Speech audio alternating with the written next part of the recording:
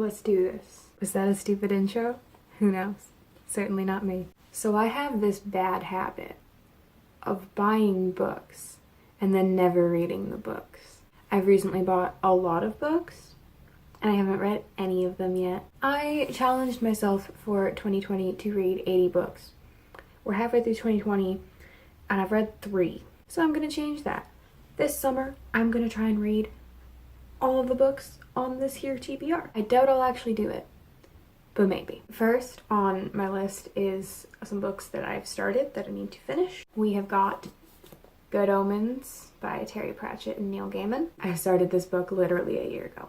It has been over a year since I started this book, and I've hardly made any progress on it. I love Good Omens so much. The show was amazing. The radio drama was amazing. And I don't know why, I just can't bring myself to read the book. So this is one of the first things I have got to finish is Good Omens. Good Omens, if you don't know, is about an angel and a demon named Crowley and Aziraphale who are trying to stop Armageddon because they've gotten overly attached to humanity and each other in the 6,000 years that they have lived on Earth. It's a very wholesome story. It's a very funny story. Terry Pratchett and Neil Gaiman are both great writers. The bit that I've read so far is very good, and I'm very much looking forward to finishing it. I just need to get my dumbass to actually read it. The second book is not a book that I have a physical copy of. I have the ebook, and it is The Phantom of the Opera by Gaston Leroux. Is that how you pronounce his name?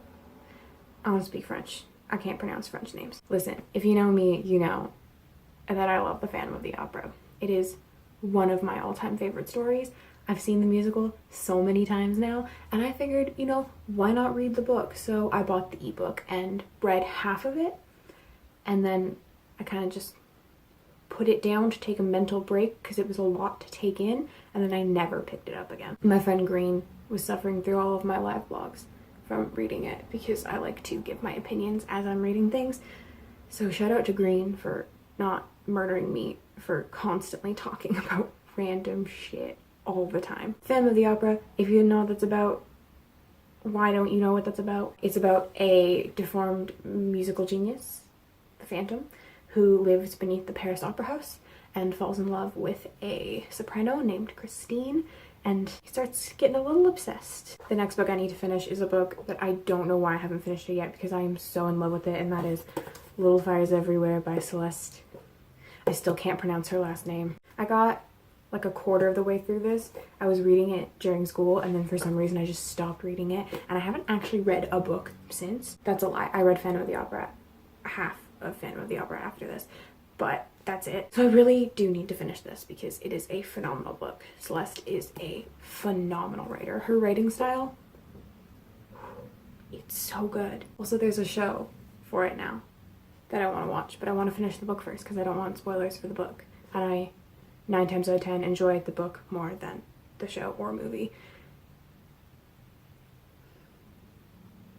I read like the first quarter of it in one sitting, and then I just never picked it up again like an idiot, so I need to get to this sometime soon. By the same author as Little Fires Everywhere, we have Everything I Never Told You. I have no idea what this book is about, but I'm so in love with Celeste's writing that I feel like I have to read it.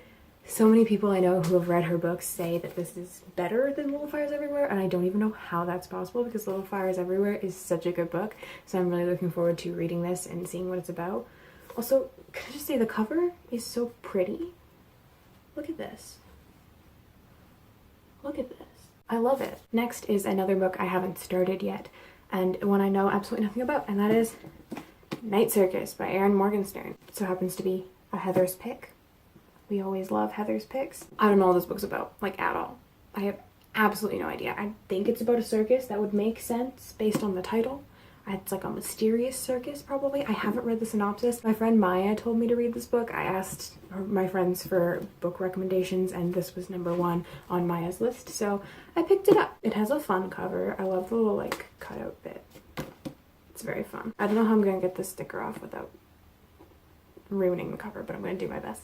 This is an adult book, not a young adult book, so how fun. I say that like most of the books I read aren't adult books. You guys are going to be very disappointed in me for this, but the rest of the books that I have on my TBR are books that were in my most recent book haul, which was months ago, and I still haven't read any of them. First on this list of books that I should have read months ago but haven't, The Hazelwood by Melissa Albert. The cover of this book is so pretty. Guys, like, who allowed this? Again, I don't know what this book's about, but I've heard people constantly raving about it on BookTube, so I figured, why not, right? I really just think I'm gonna love this book. It seems like something that's right up my alley. It's a fantasy book. That's all I know about it. But I do love me a good fantasy. The lady at Indigo, when I bought it, also told me that it's a very good book, so hopefully I'll like it. Then we have Six of Crows by Leigh Bardugo. Yes, I still haven't read this. I really need to read this. I, again, have no idea what this is about. From the description, which is a very short description, I think it's about criminals and a heist, which kind of reminds me of season 3 of the Penumbra podcast, but we're not gonna go there. This again is another book I've heard so much praise about, and I am shocked it's taken me this long to get to it, so I'm definitely gonna try and get to this summer. And then we have When the Curtain Falls by Carrie Hope Fletcher. This is the first of Carrie's proper novels, not her biography, to come out outside of the UK, I'm pretty sure. I really need to read it because I've been a Carrie stan since I was 10 years old. She's one of my biggest inspirations and I love her so much. I've always admired the way she manages to balance all of her careers and her acting and her writing and her YouTube all at the same time. I admire her so much and I've been a fan of her for so long, and she's always been one of my biggest inspirations. And I've never read one of her books, but as someone who also wants to be a writer and an actor and a YouTuber, I think this might be something that I will greatly appreciate, is learning more about her writing style. If anything, this is just going to be another reason for me to fall more in love with Carrie Hope Fletcher. And of course we have A Little Life by Hanya Yanagihara. Listen, I don't know if I'm emotionally ready for this book. I think that might be what's taken me so long, is that this book is apparently very, very sad. One of my favorite booktubers, Kat, I talked about her in the haul. She bawled her eyes out reading this, and Kat never cries reading books as far as I'm aware, and she talks about it on her channel a lot that she doesn't really cry reading books, so I'm scared. I cry during literally everything. Like, I rewatched the first Harry Potter movie and cried just because I heard Hedwig's theme. I, again, have no idea what this is about, but looking forward to it. Looking forward to having a good cry whenever I deem myself emotionally ready for this book. And the last book I have is one I have saved for last for a particular reason, and that is because that is a book that has had a lot of controversy come up lately. I don't have a physical copy of this. This is, again, another book that I have the ebook for, and that is Call Me By Your Name. I can't pronounce the author's name. It's Andre something.